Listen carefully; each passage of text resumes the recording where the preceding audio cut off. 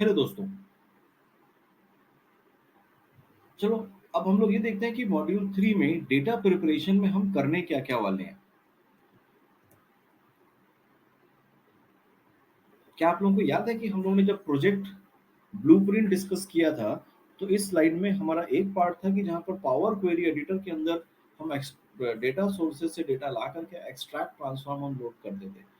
सो data preparation का major part जो है वो पावर क्वेरी यानी कि इस पोर्शन ऑफ ब्लूप्रिंट के अंदर ही होता है। तो इस पूरे ब्लूप्रिंट में नीचे वाला पार्ट जो डेटा मॉडल और रिपोर्ट है, ये will cover this part in subsequent module, but this module is majorly dedicated on power query editor. What are the things हम करने क्या वाले हैं इस पावर क्वेरी एडिटर के अंदर? अगर मैं इसकी कोई एक लिस्ट देखना चाहूँ, सो दीज आर, ये वो चीजें हैं जो हम करना चाहेंगे। जब भी हमारे पास रॉ डेटा आता है, कई बार उसमें डुप्लीकेट रोज होती है। अगर उन डुप्लीकेट रोज को बिना रिमूव किए मैं अपने डेटा एनालिसिस के लिए भेज दूंगा, तो होगा क्या? वो रिकॉर्ड्स मल्टीपल टाइम्स आने की वजह से फाइनल एनालिसिस रिजल्ट में वो इन्फ्लेटेड होकर के आएगा। इसलिए जब भी डेटा, रॉ डेटा हमारे पास आता है, सबसे पहले हमें उसमें से डुप्लीकेट रोज हटानी होती हैं।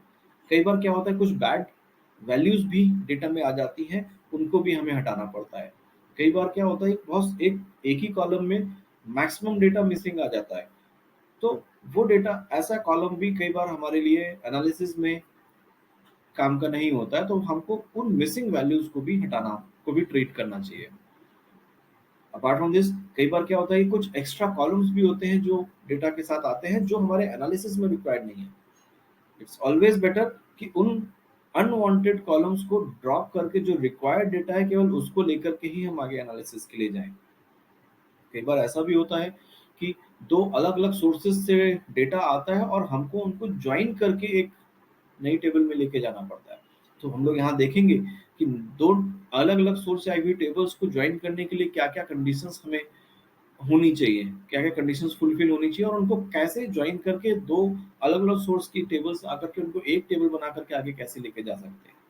राइट, अपार्ट फ्रॉम दिस, कई बार क्या होता है, कई सारी फील्ड्स हमारे डेटा में होती ही नहीं है, बट वो हमारी डेटा एनालिसिस के लिए बहुत ज़रूरी होती हैं।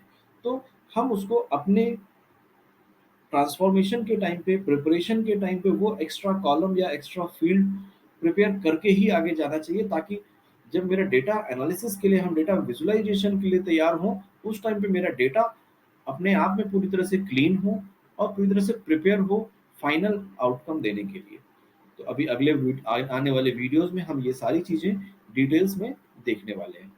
Thank you.